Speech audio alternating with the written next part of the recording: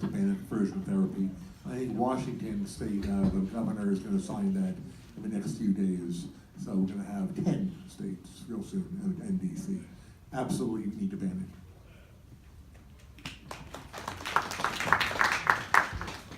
Conversion therapy is a shameful practice and it ought to be ended in Iowa. That's a simple fact. The fact of the matter is, there's no way our state should allow this to be continued as a practice within our borders and continue to inflict mental pain and anguish on Iowans. When we talk about mental health care in Iowa, we shouldn't be distracted by a talk about conversion therapy and whether it should or should not exist. We should move on to actually engaging in ways that we can improve access to mental health services and suicide prevention and making sure that we have a quality of life here for Iowans rather than being distracted by a barbaric service that should not be allowed to be practiced within our borders. So I would support banning conversion therapy in Iowa.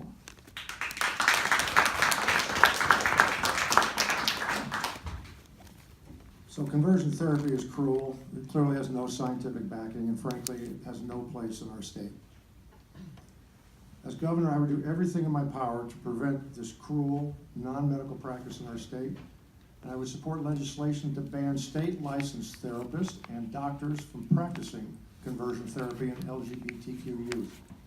That's already been passed, as was said, in several states, including in New Jersey by Governor Chris Christie. If they can do it, I think we can do it.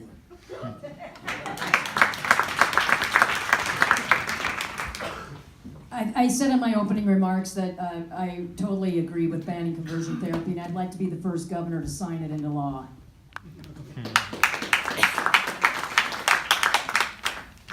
I said in my opening remarks I support a ban against conversion therapy. As I think back and hearing the question, it reminds me again of my time as a youth worker. It reminds me of my time as director of the Crisis Center of Johnson County, working with people from the LGBTQI+ community, of the harm and damage that is done. I don't view it any different, this type of brainwashing that is done with people that are being indoctrinated into cults is something that Iowans shouldn't be subject to, Americans shouldn't be subject to.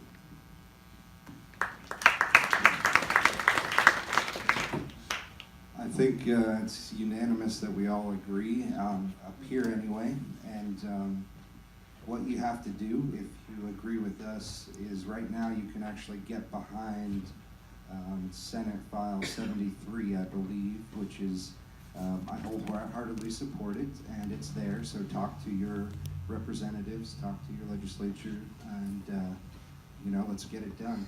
It's, I didn't quite know, when I was a kid, what it was, and when I'm reading about it, I thought I was reading Clockwork Orange or something, so definitely the more I knew about it, the more I knew we need to get this passed, get this signed. As a medical doctor, this absolutely should be banned, and you're exactly right, it's practicing medicine through legislature.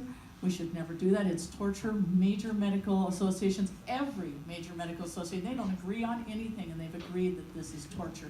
There's no science that says it's good. There's a lot of science that talks about the negative effects, so we should ban it. But we also shouldn't have the government involved in some of these medical decisions. Medical decisions about a woman's body, the government should not be involved in. Medical decisions about how medical marijuana is done should not have the government involved in it. There should be a medical issue just like this should, and it should take care of itself.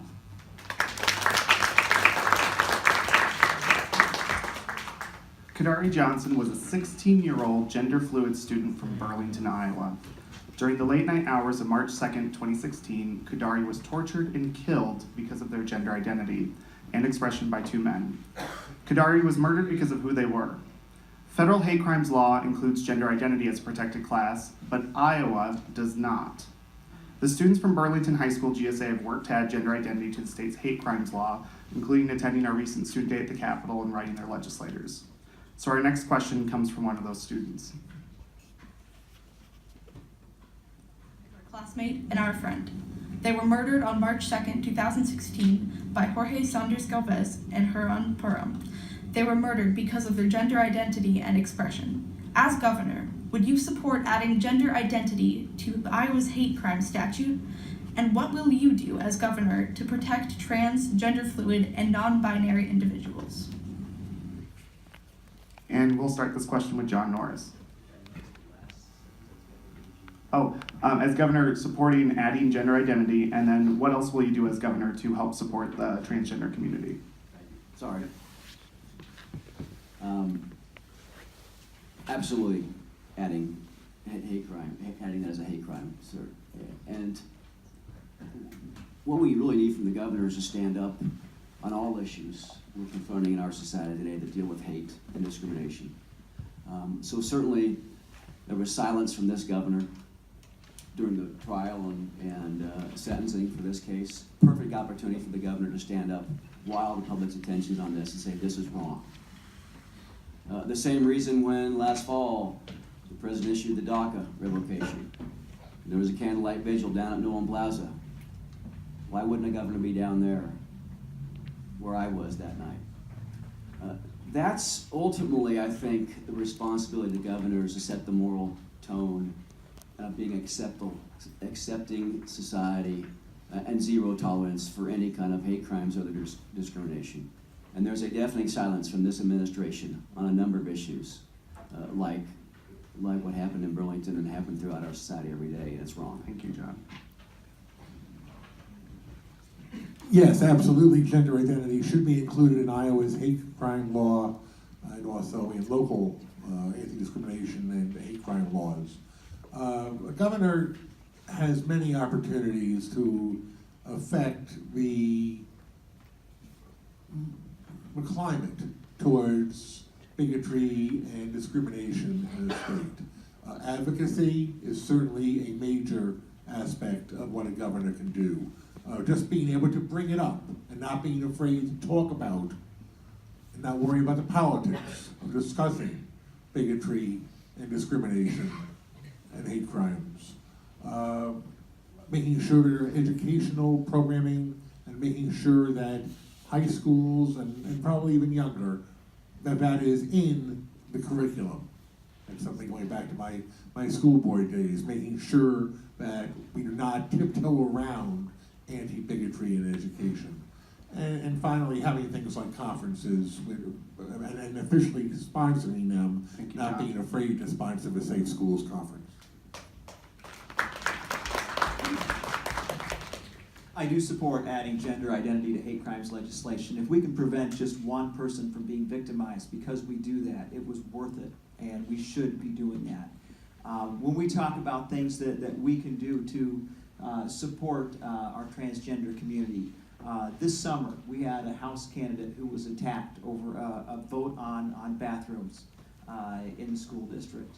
My campaign doubled down in support of that candidate. I went there and knocked doors for Phil Miller and with Phil Miller. Made sure members of my staff were involved in the campaign, invested an entire week in getting out the vote to support that candidate because we need people willing to stand up for civil rights in the Iowa legislature, and I'll support candidates who do that as governor.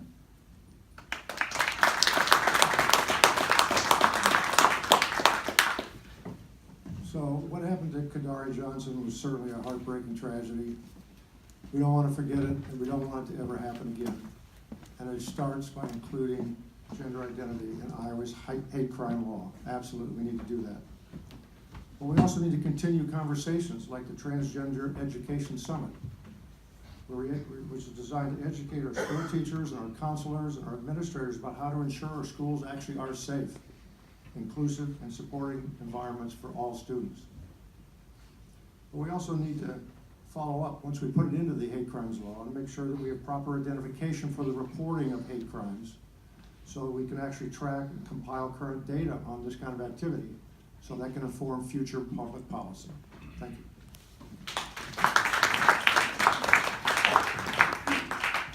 I strongly support adding gender identity to Iowa's hate crime laws. I also believe that there needs to be a ban on trans panic defenses when such violent crimes occur in our state. And as a leader of the state, the governor should use our leadership role to make sure that we have community involvement, education of our schools, our teachers, our medical providers. There needs to be a much broader reach on educating our law enforcement. Needs to be well educated and understand that we will not tolerate this kind of crime against any Iowan for that matter. So I just think we need to be tougher when it comes to allowing someone to make the excuse that they were panicked because they thought it might be someone else.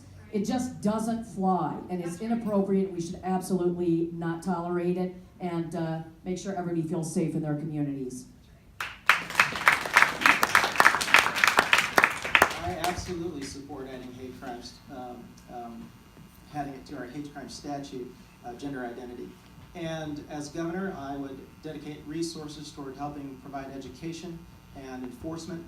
I think our history also informs what we might be doing. At the Iowa City Community School District, I was a diversity officer. I investigated claims of discrimination, sexual harassment, based on a variety of, all the protected classes. And even if it was one where it wasn't identified by state law, we would still try and provide consequences under federal law and vice versa. I think that as a staff member at the Iowa City Community School District, I approved resources to be provided so that young people and teachers could go to the governor's LGBTQ conference. It's something I would continue to do, and as governor, I would actually show up at the conference.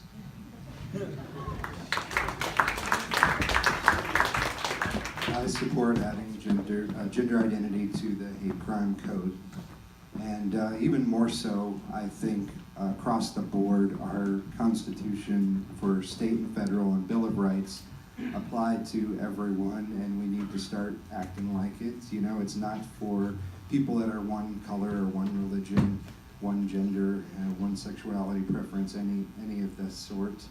I really think the only proper role of government is that of the protector of the citizen against aggression by other individuals, and if we can't do that, I don't know why we're even talking about all the other stuff.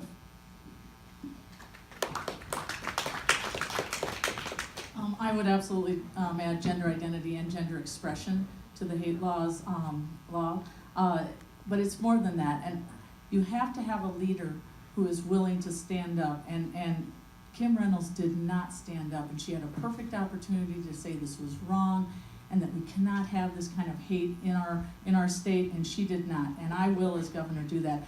One bright spot though I would like to point out is we have a GSA at this school, and you all know Gay Straight Alliance.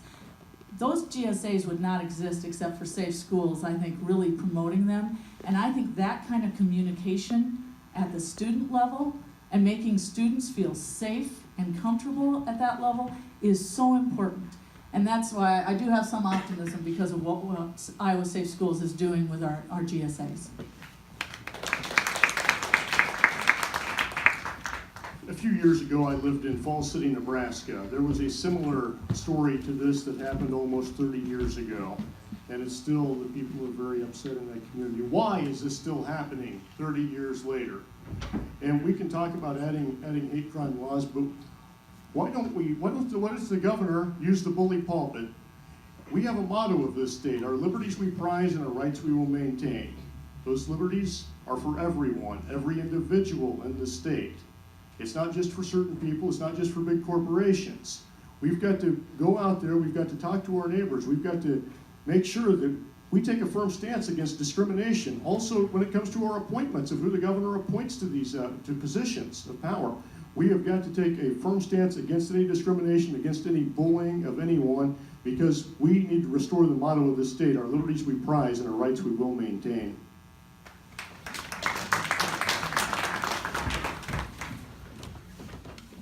America is getting older, and so is our LGBTQ community. 2.7 million LGBTQ adults are ages 50 or older.